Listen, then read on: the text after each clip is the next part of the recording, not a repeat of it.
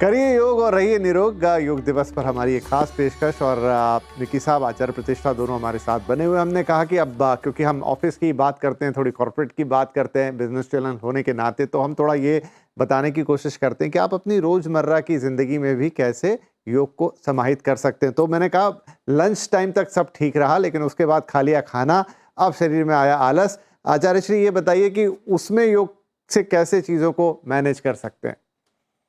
जी, विपिन जी, हम सब ये सुनते आए कि योग हमें फ्लेक्सिबल बनाता है। पर मज़े की बात ये है कि हमें फ्लेक्सिबल बनाते-बनाते योग भी बहुत फ्लेक्सिबल हो गया समय के साथ-साथ। तो बहुत सारे परिवर्तन, बहुत सारे शोध, बहुत सारे अनुसंधान योग में इस लंबी यात्रा में हुए हैं। और जब हम लंच टाइम की बात करें तो उसमें 2 चीज़ बहुत महत्वपूर्ण है। पहली चीज़ तो lunch time should not be a निंदा सेशन। जो अक्सर ऑफिसेज़ में होता है कि उस वक़्त हम बैठे हैं, भोजन कर रहे हैं, बॉस की निंदा कर रहे हैं, बॉस सबॉर्डिनेट्स की निंदा कर रहे हैं। तो भोजन पहले तो अच्छे मन से हमको करना चाहिए, बहुत महत्वपूर्ण है। क्योंकि मन चंगा तो कसौटी में गंगा, यहाँ तो बात ही सारी मन की हो रही है। फिर भोजन के बाद जो लोग वज्रासन में बैठ सकते हैं, तो वो तो सर्वोत्तम है, ये तो शास्त्र भी कहते हैं। पर अगर आप दफ्तर में हैं, ज़मीन पर नहीं बैठ सकते, तो थोड़ी देर के लिए कम से कम हमें वायु मुद्रा का अभ्यास करना चाहिए। यानी पहली उंगली को अंगूठे के रूट से छू दिया, पहली उंगली के टिप को, और अंगूठे को इस तरह फोल्ड कर दिया। बाकी की 3 उंगली सीधी रहेंगी, ये वायु मुद्रा बन जाती है। इसको अपने घुटनों पर हम हथेली आकाश की ओर खुली हुई रख करके थोड़ी देर बैठें। Let's say 30 seconds to 1 minute इसका अभ्यास करें। तो ये जो हमारे वायु का सर्कुलेशन है, उसको प्रभावित करता है, डाइजेशन को बेहतर करता है। और फिर इसके उपरांत हमको अगर दफ्तर में ही 20 मिनट हम हल्का-हल्का टहल सकें। भोजन जब भी करें तो भूख से आधा खाएँ। योग आहार की बात करें या आयुर्वेदिक आहार की बात करें तो नियम बहुत सरल है। भूख, ये जो आपका पेट है वो आधा should be filled with food, 1/4 with water and 1/4 जो जगह है वो हमें एयर के सर्कुलेशन के लिए छोड़नी चाहिए। वो नहीं छोड़ते तो फिर एयर छोड़ते रहते हैं, फिर कहते हैं यहाँ तक भर गया, ब्लोटिंग हो रही है, गैस हो रही है। तो ये हमको नहीं करना चाहिए, लेकिन भोजन के तुरंत बाद ना वॉक करके थोड़ी देर वायु मुद्रा में बैठे, फिर 20 मिनट, जिसे टहलना कहते हैं। It should not be proper जो तेज-तेज चलना नहीं, हमें हल्का-हल्का टहलना कर लेना चाहिए। और एक चीज़ और, क्योंकि मुझे निकलना है विपिन जी, तो एक बात ज़रूर कहूँगी, आपने कहा बाकी सब एंकर्स जो हैं वो योग करते हैं, पर विपिन जी को योग का जो मूल है वो पता है कि अब मिक्की जी तो अभ्यासी हैं, लेकिन जो अभ्यासी नहीं है तो हम क्या वस्त्र पहनकर, किस प्रकार से, किस स्थान पर योग कर रहे हैं, जी। उसका ध्यान भी हमको ज़रूर रखना चाहिए। तो आपने कोई गलती नहीं की, बिल्कुल सही किया है। और आप सबको हमारी ओर से योग दिवस की बहुत-बहुत शुभकामनाएँ।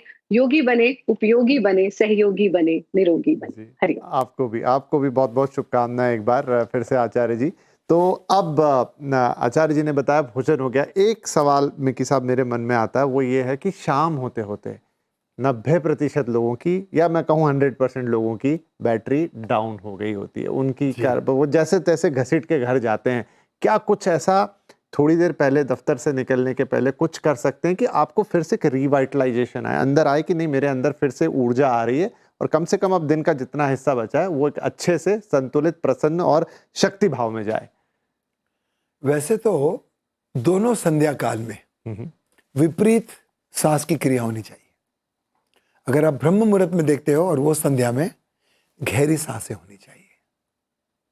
अगर शाम को देखते हो तो सुशील, सटल, सूक्ष्म सांसें होनी चाहिए। क्यों? क्योंकि रात को सूर्यास्त के बाद, शाम को सूर्यास्त के बाद हमारी ऊर्जा शीतल होनी चाहिए, उत्तेजित नहीं। अगर शीतल होगी तो निद्र अच्छी आएगी। निद्र अच्छी आएगी तो हमारे अंदर जो 5 वायु हैं, प्राण वायु, व्यान वायु, सामान वायु, अपान वायु और उड़ान वायु, उनमें संतुलन होता है। तो सामान वायु, अपान वायु और उड़ान वायु का संतुलन शाम को होता है। तो उसके साथ साथ हम रिलैक्स हो जाते हैं। मगर आपको कहीं काम करना है जी। शक्ति, ऊर्जा की गरज है, तब अब शाम की संध्या में भी गहरी सांस भरकर उसको एक 4-5 सेकंड पकड़कर, क्योंकि सांस को अंदर प्रोसेस किया जाता है। जब ऊर्जा से आप भर जाते हो तो उसकी सिग्नल मस्तिष्क पर जाती है तो मस्तिष्क एक्टिवेट होने लगता है। सो ऐसे बोलते हैं कि सुबह सेरोटोनिन सिक्रीट होता है, रात को मेलेटोनिन सिक्रीट होता है। तो सेरोटोनिन की सिक्रीशन एकदम आखिरी पैदान पे आ जाती है।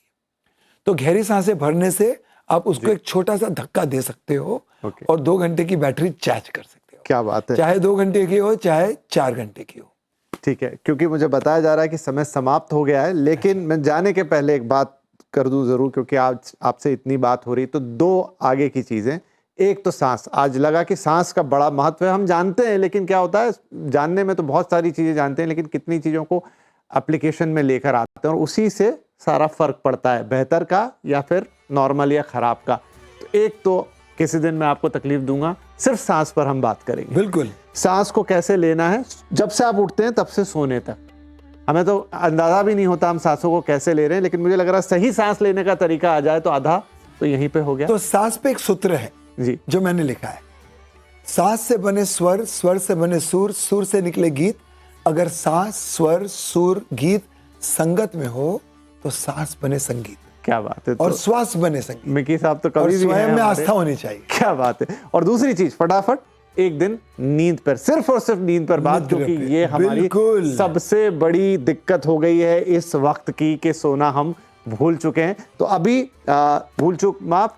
और यहाँ पर हम एक ब्रेक ले रहे हैं, और आपको ब्रेक इसलिए बोल रहा हूँ क्योंकि कल है योग दिवस, इसको कंटिन्यू कीजिएगा जो हमने बोला, और फिर हम एक बार आपके पास उपस्थित होंगे मिकी साहब को लेकर, जहां हम सांसों की और नींद की बात करेंगे। फिलहाल के लिए सर बहुत बहुत धन्यवाद, बहुत बहुत प्रणाम, और आपको योग विपिन दिवस जी। की हार्दिक शुभकामनाएं। आपको भी हार्दिक शुभकामनाएं। धन्यवाद। Thank you. धन्यवाद।